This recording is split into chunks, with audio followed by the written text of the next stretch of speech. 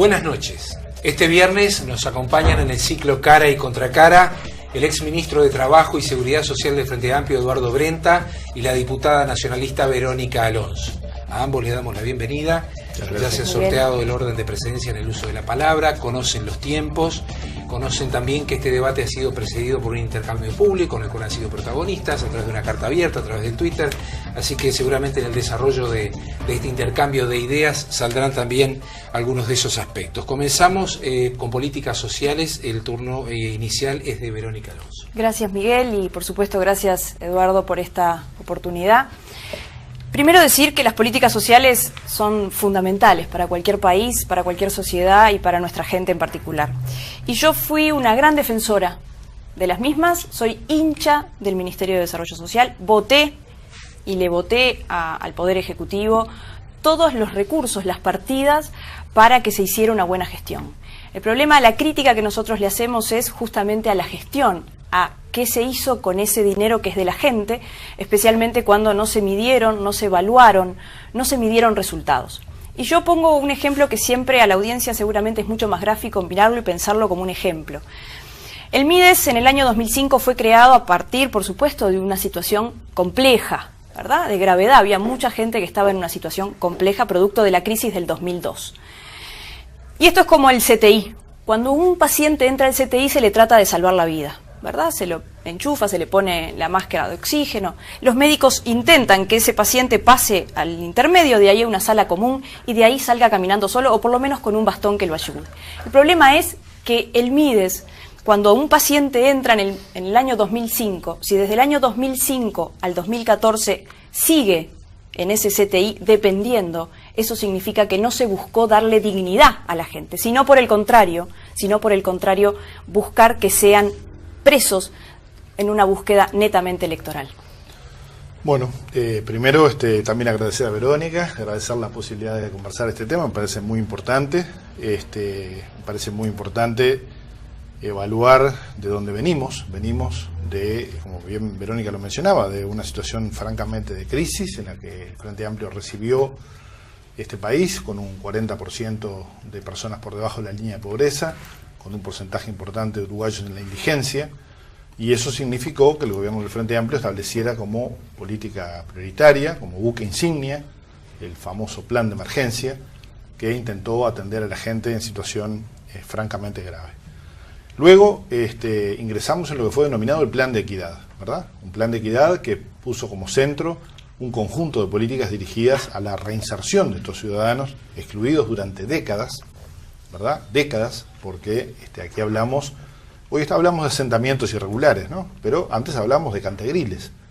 Teníamos cantegriles de 50 años y 4 generaciones de ciudadanos que vivían excluidos socialmente, y por tanto la resolución de estos problemas, entendiendo que la pobreza no es solo un problema económico, sino fundamentalmente un problema sociocultural, es claramente un problema de abordaje de mediano y largo plazo.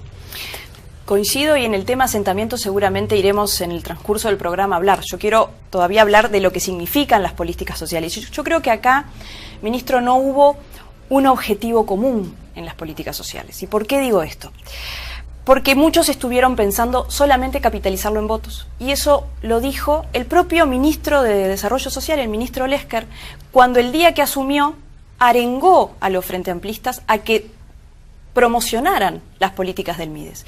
Pero no solamente él, el senador Rubio también hizo mención diciendo que había que capitalizar la plata que se le daba a esta población, capitalizarla en votos. Y así también lo mencionó la ex ministra Arizmendi, diciendo y asumiendo la responsabilidad en el ministro Lesker que estaba haciendo clientelismo político con una herramienta fundamental para la gente, porque esto, como usted bien dice, no se trata solamente de un problema de ingresos, es un tema de exclusión social que el MIDES, a pesar de los recursos, no ha logrado contrarrestar, y ahora seguramente en un rato vamos a hablar de eso.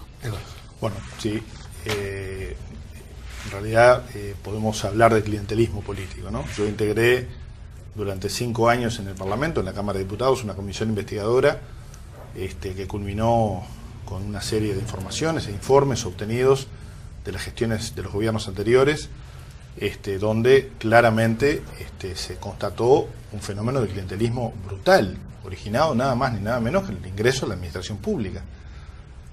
Basta ver, hoy recorrer las intendencias del Partido Nacional para ver la cantidad de trabajadores contratados zafarales en contratos absolutamente clientelísticos. Yo francamente creo que en eso la existencia de algo que se llama Uruguay Concursa ha permitido que ingresen hoy a la administración pública ciudadanos que de otra manera hubieran tenido que ir a buscar una tarjeta de un diputado del gobierno. Yo quiero que me digan a mí quién ha entrado a la administración pública con una tarjeta. Yo no pude hacer entrar a nadie, no quise tampoco, pero no pude, porque había un mecanismo absolutamente transparente de ingreso. Entonces, si la intención es conversar sobre el tema del clientelismo, le voy a comentar una anécdota. El ex intendente Adauto Puñales, cuando un día yo le reprochaba sobre los ingresos ANCAP a dedo, me contestó: lamento no haber podido ingresar a más gente porque nunca hubiera perdido la intendencia de Rocha. Yo no me voy a centrar en esto porque hay algo que creo que nosotros tenemos que hablar, y yo por lo menos no vine a hablar del ayer, del pasado, vine a hablar de hoy y de mañana. ¿Será que soy madre y me obsesiona el futuro? ¿Será que los niños y los jóvenes que he conocido durante este tiempo en mi trabajo por distintos lugares de Montevideo no conocen del pasado, solamente quieren tener un presente y un futuro? Por eso me parece que en esto, desde nuestro lugar, tenemos una función política, ministro, y en eso tenemos que asumir la responsabilidad, y las responsabilidades hay que asumirlas hoy. Lo que pasó, el pasado, seguramente en los 90, que les gusta hablar de las políticas neoliberales de los 90, era apenas una joven adolescente, que yo no asumo las responsabilidades. Hablo del tiempo de hoy, en el cual sí tengo una gran responsabilidad. La gente me eligió para eso, y esa es mi principal función y mi principal compromiso, ¿no? Yo asumo todas las responsabilidades, las que mi partido llevó adelante desde que se fundó, porque entiendo que los partidos políticos son expresiones históricas. Por tanto, no asumo la responsabilidad. En mi caso, asumo las responsabilidades de lo bueno y lo malo que hemos hecho, inclusive cuando el Frente Amplio, yo era un chiquilín y el Frente Amplio surgía, porque los partidos son fenómenos políticos históricos y por tanto yo comparto la mirada del futuro. Ahora, no hay pasado que no sea capaz de fundamentar ni de alguna manera explicar el presente ni el futuro, ¿no? Hay que tener credibilidad, en mi opinión, para decir determinadas cosas. Y yo lo que digo es que, como si lo que queremos es pensar en el futuro, tenemos que pensar en los niños. Y si pensamos en los niños, podemos ver que vayamos a un ejemplo concreto, planes CAIF. La diputada ha planteado centros maternales. Entiendo que es algo bastante similar, quizá no, quizá me equivoque. Pero había 19.600 niños en el 2003 en los planes CAIF, y hoy hay 46.000 niños cubiertos en los planes CAIF. Esto es futuro. Vamos a ir cerrando este bloque, último minuto y último minuto. Coincido plenamente, yo también asumo las responsabilidades, pero quiero centrarme en lo que pasa hoy. Y desde ese lugar, por eso me asombró la agresividad del ministro con respecto a una propuesta que nosotros entendimos como muy buena, que se refiere a los centros maternales. Y yo decía en ese momento, y lo repito ahora, aquel gobierno que no apuesta por su infancia está hipotecando la viabilidad de futuro. Aquel gobierno que no apuesta por sus niños seguramente tenga problemas con los adolescentes, que es lo que estamos teniendo hoy en el tema educativo. Y seguramente vamos a tener un problema con el adulto. Es decir, esta propuesta de los centros maternales, que tiene directa relación con los CAIF, que fueron creados hace mucho tiempo, que llevan 25 años. Tampoco fue una propuesta nuestra, es una propuesta que el propio ministro Lesker la dio en la Comisión de Población y Desarrollo Social, que dijo que este año iban a haber 100 CAIF más, que todavía estamos esperando, especialmente en los lugares más vulnerables, donde los niños no tienen posibilidades, a pesar de esas cifras. Usted me habla de esas cifras. Yo después, en unos minutos, quiero que usted vea los lugares, porque las cifras, atrás de esas cifras hay niños que no tienen respuestas, ministro. Yo en el año 90 recorrí con el intendente Vázquez, en el año 95 con el intendente Arana, cientos de asentamientos en Montevideo, donde lo que se perseguía era utilizar los fondos del programa PIAI, ¿verdad? Es un programa financiado por el BID, con una contraparte nacional. Esos fondos nunca llegaron. Los programas de asentamientos y para regularizar los asentamientos y lograr lo que la diputada aspira no se conseguían, porque la contraparte nacional no se liberaba, porque los recursos, el 40% que ponía el Estado uruguayo no se ponía. Por tanto, se regularizaban asentamientos exclusivamente con recursos municipales en un proceso de clara discriminación del gobierno de Montevideo, que tenía el delito de que los montevideanos habían votado al Frente Amplio, delito que ahora han cometido otros departamentos. Entonces, sin embargo, son tratados los intendentes de otra manera, ¿no? Lo que sí quiero decir, y me parece muy importante, y esto creo que es conceptual y es ir al fondo de la cuestión. Cuando uno se plantea regularizar asentamientos, tiene que pensar en cómo genera políticas que integren a esos asentamientos a la ciudad formal, ¿verdad? Y lo que no hay que hacer es instalar en esos lugares una batería de organismos que, en vez de caminar en la línea de llevar a la formalidad de esos sectores, fortalezcan la ciudad formal. Eduardo Brenta, Verónica Alonso, gracias por esta intervención. Han tocado sobre el final del bloque un tema muy sensible para la región del país, para Maldonado también, que es el de los asentamientos. Después de la pausa, regresamos en Cara y Contra Cara.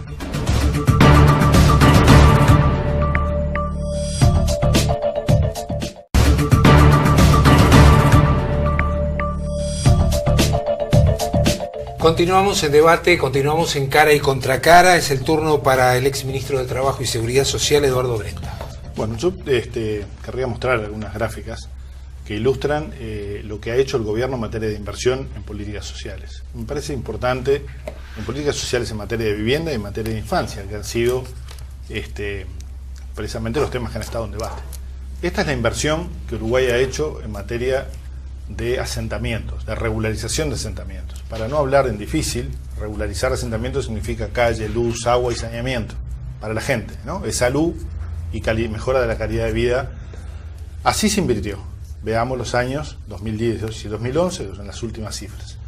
Esta es la cantidad de hogares atendidos. Como ustedes verán, desde tomando la referencia 1999-2004, gobierno de Valle, y la última referencia, prácticamente se han duplicado los hogares atendidos en asentamientos a través del programa de mejoramiento de barrios y el programa de integración de asentamientos irregulares.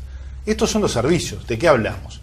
De hogares, red sanitaria, red de alumbrado, red de agua, red de energía, conexiones de agua, electricidad, o sea, mejora de la calidad de vida.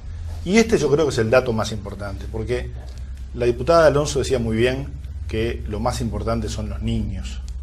Y esas dos rayas, azules y rojas, indican la cantidad de centros CAIF y la cantidad de población que se atendió en este gobierno. Estos son políticas sociales.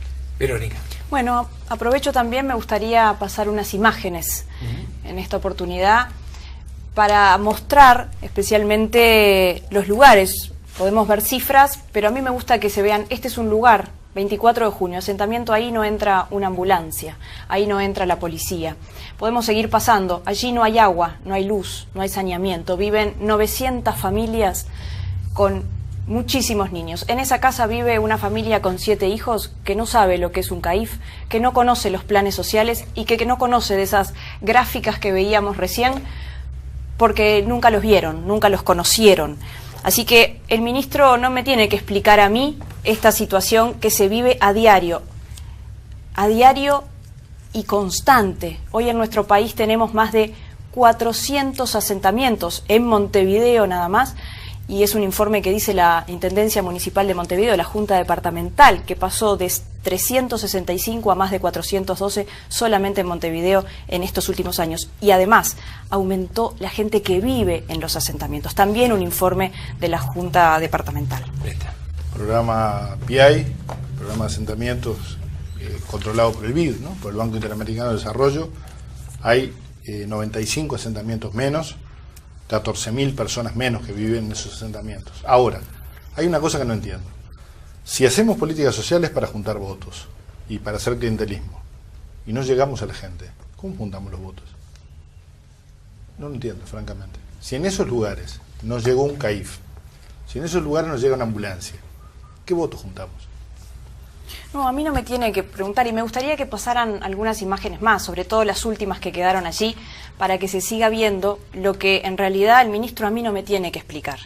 No, y me tiene que preguntar, sería bueno que le explicara a estas familias que viven en estas condiciones, a estas familias que, como Jenny Mora, una concejal del barrio Jardines de Berín, San Antonio, que hace 8 años que venimos trabajando para tratar de que haya saneamiento, para que los niños no convivan en aguas hervidas. Le tendrían que explicar a María del Carmen, que trabaja en el asentamiento, este es asentamiento Mausá y asentamiento Buenos Aires, para explicarle a esta mujer por qué sus hijos no pueden salir de ahí porque están excluidos, a pesar de las políticas sociales. Los niños no conocen de números, ni de cifras, ni de gráficas, conocen de realidades. Y a mí me gustaría, y hay muchísimas imágenes que no se pueden mostrar, pero yo les puedo decir que me han quedado en la retina y en mi corazón la cantidad de niños que no saben, señor ministro, de estos planes porque nunca los conocieron. Yo comprendo que sensibiliza mucho mostrar fotos de situaciones como esta y entiendo que políticamente es muy interesante lo que usted hace, ¿no? Poner imágenes sobre la mesa. No es política, esto es un compromiso, esto es una responsabilidad. Aquí sí vamos a aclarar simplemente para ordenar el debate que han aceptado, digamos, cada uno de las condiciones de poner gráficas o fotos de común acuerdo. Sin agresividad. Claro, que no estuvo, digamos, manipulado ese aspecto. Ahí está. Yo lo que digo es, si el gobierno tiene políticas sociales clientelistas y no llega a la gente, entonces hace mal las políticas sociales y hace mal lo que la diputada nos acusa de ser de clientelismo. No se entiende. Yo por lo menos no logro entenderlo. Segundo, las cifras son equivocadas. La reducción y las cifras son gente. Las cifras son equivocadas y estas son controladas por el Banco Interamericano de Desarrollo. Le pregunto a los dos, ya que estamos, sí, si me permite, Eduardo. ¿Cómo no? ¿Se trata igual de que aunque se solucionen aspectos en asentamientos, continúen los asentamientos? Es decir, ¿se siguen produciendo igual? En mi modesta opinión, la propuesta de la diputada Alonso tiene ese error. Y yo creo que está muy bien intencionada, ¿no? Muy bien intencionada pero equivocada. Porque la instalación de centros maternales o centros CAIF en asentamientos consolidan la exclusión. Los centros CAIF o cualquier otro servicio público tienen que estar en la ciudad formal. ¿Para qué? Para que los niños de los asentamientos, que la diputada dice que no conoce nadie, se integren precisamente con niños de otras zonas, ¿verdad? Y logren precisamente atacar la exclusión social. Este es el gran Pero es que problema. nosotros no estamos hablando de instalarlos en los asentamientos, estamos hablando de que se terminen de una vez por todas los asentamientos. ¿No parece razonable, ministro, que después de 10 años de crecimiento económico, de mejoras de los indicadores, usted lo sabe muy bien como ministro, en lo que tiene que ver con las mejoras salariales, en el acceso al mercado laboral, después de 10 años de crecimiento económico, después de 25 años de administración frente amplista departamental, que en esto tiene una gran responsabilidad, sigamos con los números que yo tengo un informe de la Junta Departamental, usted dice que no son reales, no importa, así hayan 200, así hayan 100, así haya 1. No es razonable que la gente sobrevive, no vive. Esto no es dignidad. Yo le puedo contar, ministro, en el barrio Capra hay un lugar que lo llaman La Isla. Seguramente quizás lo conozca. ¿Y saben por qué lo llaman La Isla? Porque están aislados, no pueden pasar. Y ahí en Capra en esa isla vive una niña que se llama Milagros. Tiene 10 años, vive en silla de ruedas. No puede salir prácticamente ningún día. Por supuesto, tampoco está de más decir que tampoco entran ambulancias. Eso es lo que tenemos que terminar. Buscar incluirlos, no excluirlos. Verónica Alonso, Eduardo Brenta, gracias por esta segunda intervención. Hacemos una pausa y continuamos en pleno debate aquí en Cara y Contra Cara.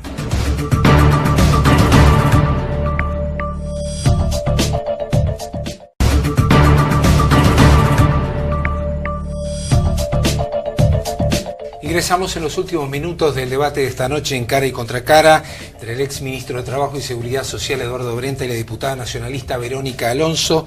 Inicia este bloque que es de temas libres, pueden tomar temas que se hayan tocado durante el programa, pueden introducir nuevos temas, queda la libertad de los participantes. Eduardo.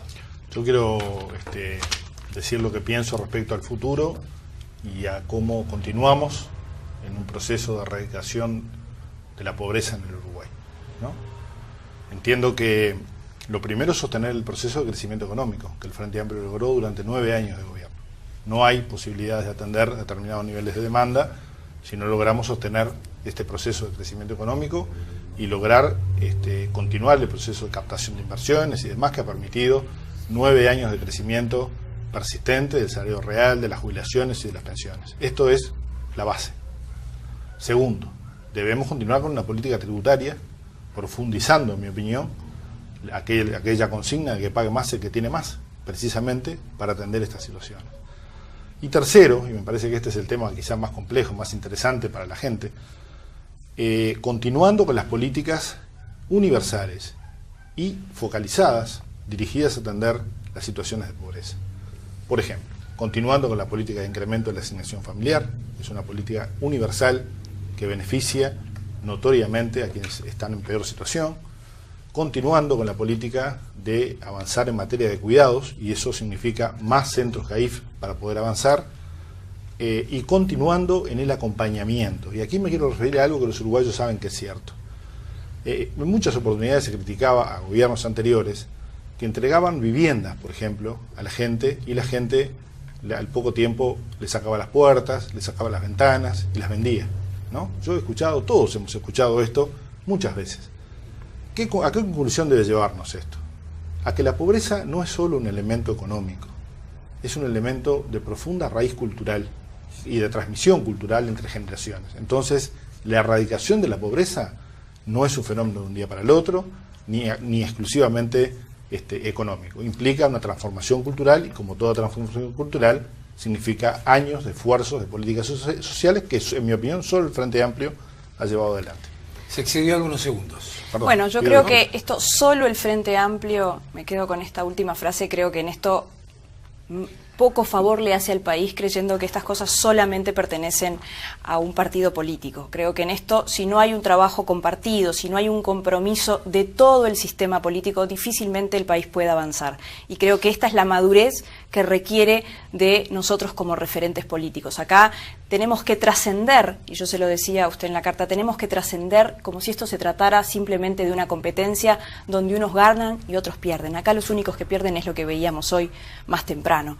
Entonces creo que en esto vamos a coincidir, vamos a mirar el futuro intentando mejorar muchas cosas que se han hecho. Nosotros con el senador Larrañaga vamos a apostar en el próximo gobierno, que pretendemos estar allí gobernando, aquellas cosas que se han hecho bien, continuarlas sin ninguna duda. Ahora entendemos que en este tema las políticas sociales han quedado muchísimas cosas por hacer y lamentablemente entendemos que se ha usado el Ministerio de Desarrollo Social como una herramienta que no apostó a dar dignidad.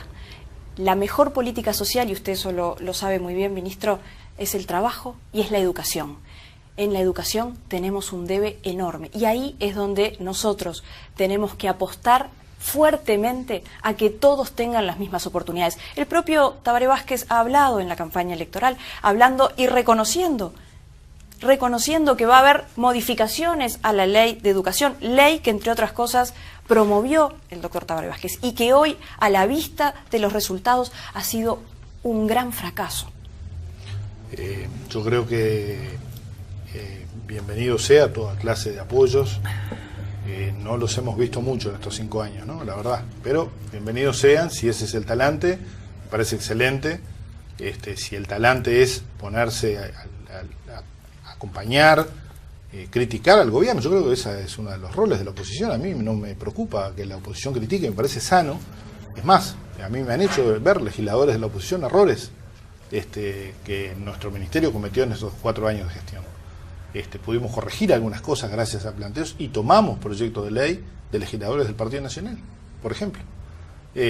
Pero sí creo que no es acertado decir que 9 años de crecimiento económico alcanzan para resolver 50 o 60 años de exclusión social. No se puede, ¿no? Entonces creo que ahí sí entramos en una zona donde la diputada cae en lo que critica, ¿no? Promete en el marco de una campaña electoral como la que estamos, cosas que no se pueden hacer. Yo creo que hay que decirle a la gente qué se puede hacer y erradicar 12.5% de pobreza que nos queda es mucho más difícil que haber bajado del 40 al 12.5. Pero no va a ser solamente dando plata. Tiene que haber claro que no. inclusión y no exclusión, que es lo que hoy tenemos. Y cuando usted dice, creo que no es justo decir que ha habido poca colaboración, y en esto me refiero al tema de la educación. El senador Larrañaga ha sido uno de los impulsores de los acuerdos multipartidarios justamente apostando a que este tiene que ser un tema, una política de Estado, de todos, del compromiso de todos los actores políticos. Lamentablemente, y esto, y usted seguramente lo habrá visto, le ha valido la crítica de propios y de ajenos cuando le tendió la mano al presidente Mujica. Cuando él entiende que si algo es bueno para el país, si algo es bueno para la gente, nosotros vamos a estar ahí. Y así ha sido nuestra actitud. Y en este caso hablo sí ahora desde el punto de vista personal. En el Parlamento mi actitud ha sido siempre construir. Y por eso también fue la invitación a usted, ministro, a recorrer juntos, porque en estas cosas, si no es las soluciones juntos, difícilmente podamos avanzar. Yo vuelvo a repetir que acepto la invitación, creo que sería muy bueno. No se invitaron por Twitter ni por carta No, abierta. yo no uso, no tengo Twitter, no tengo. No sé manejarlo, tengo un problema. Yo creo que acepto, creo que sería muy bueno eventualmente que los equipos técnicos que trabajan, la diputada Alonso nombró 300 voluntarios, hay equipos técnicos, los equipos técnicos del MIDES, del programa Uruguay Crece Contigo, podrían ir e ilustrarnos, quizá a ustedes también, ¿no? Porque sería muy interesante que la prensa entrara a esos lugares. Yo no temo a eso, al contrario, que en vez de sacar tanta crónica roja, ¿no? Como estamos habituados a ver en los informativos, nos muestran un poquito de este Uruguay, ¿verdad? Y discutamos sobre este Uruguay. Sí, y yo les decía, soluciones. ya que toca el tema prensa, les decía, no es que tenga prenda, pero nosotros hemos seguido particularmente este tema muy sensible en esta zona. Pero me queda muy claro. Porque la gente viene a Maldonado buscando un futuro y lo primero que encuentra es un asentamiento para vivir. Yo vine a este lugar, a este departamento, a acompañar a nuestra edila de aquella época, Lilia Muniz, una destacada edila de esta junta departamental, al local que la vertiente artiguista tenía en el asentamiento El Placer, donde se le otorgaba a quienes vivía cursos de informática, cursos de costura, una serie de actividades. De esto lo estoy hablando hace 15 años más o menos. O sea que creo que cosas que se hacían fuera del año electoral, no eran clientelismo, eran fuera del año electoral y eran una forma de colaborar en esta misma línea que la diputada Alonso planteaba cuando ya éramos gobierno, ¿no? Entonces quiero decir que no hay ningún inconveniente en buscar soluciones conjuntas. La percepción, me permite la percepción de la prensa a veces recoge mucho el comentario de la gente. Se ha convertido en tripartito. Usted vaya a Maldonado, usted venga a Maldonado, ya que usted toca el tema, a mí me interesa también. Usted venga a Maldonado, acá lo reciben, va a tener casa, comida, techo, alojamiento, trabajo, esto, y a veces la percepción del asistencialismo, que es otro tema que a veces la prensa percibe, puede dar a confusión. Pero no es intención, porque la prensa va. Yo quiero decir que yo estoy en contra del asistencialismo.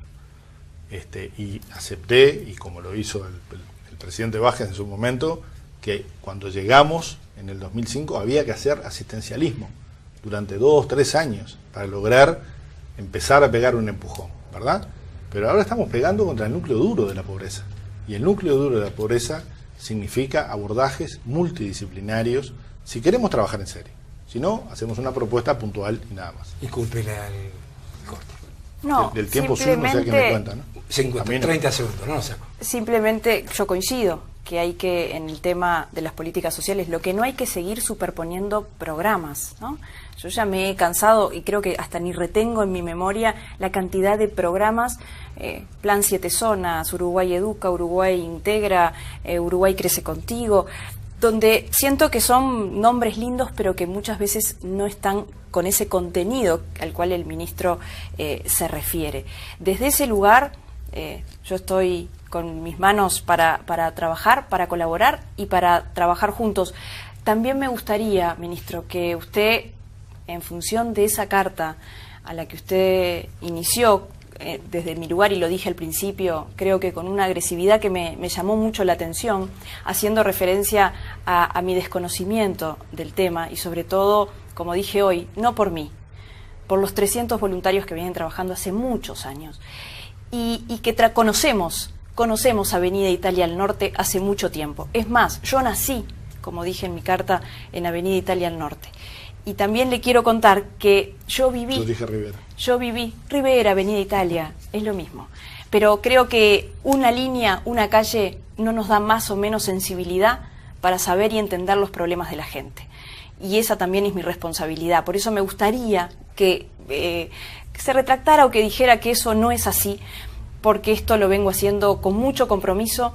Usted veía hoy en las imágenes, lo hacía cuando estaba, mucho antes también, pero cuando estaba embarazada de mi hija Violeta, hoy tiene 16 meses. De manera que esto creo que lo que aporta es un aporte constructivo. Me gustaría que en esto dijera, porque además, ¿sabe qué? Yo viví los primeros años de mi vida, los viví en la Colonia Berro. En la Colonia Berro, esa que sigue existiendo hoy. Y nunca sentí que ese lugar no era mi casa. Es decir, que esto no nos da más o menos sensibilidad dependiendo de una calle. Esto tiene que ver con lo que la gente espera de nosotros, soluciones. Bien, tenemos los dos, el minuto o los 2 últimos minutos para cada uno. Yo creo que tenemos que encontrar caminos comunes. Yo estoy convencido que hemos desarrollado un conjunto de políticas sociales que han sido acertadas. Creo que las realidades, la notoria, el reconocimiento internacional al Uruguay en materia de reducción de la pobreza y mejora de la distribución del ingreso, porque hay países que han crecido al 12% en América Latina, como Perú, por ejemplo, ¿no? Gracias al cobre.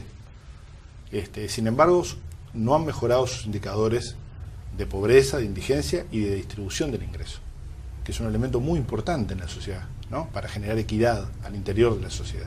Nosotros hicimos una reforma tributaria para eso y recibimos una andanada de palos descomunal, ¿no? Para lograr que pague más el que tiene más. ¿Para qué? Para financiar este tipo de políticas y poder atender a sectores de la sociedad que eran largamente olvidados. Por tanto, me parece que es bueno avanzar en esta línea, es bueno entender que continuar reduciendo la pobreza nos va a llevar años al Uruguay, aún a pesar de que sigamos siendo prácticamente el único país de América Latina, se sigue creciendo en el marco de una tremenda crisis económica internacional, que me parece que es un mérito que debería ser por lo menos reconocido. Sí, bueno, en estas cosas también tenemos matices y está bien la distribución del ingreso, el índice de Gini, pero la gente no entiende ni del índice de Gini. Cuando la tiene en el bolsillo.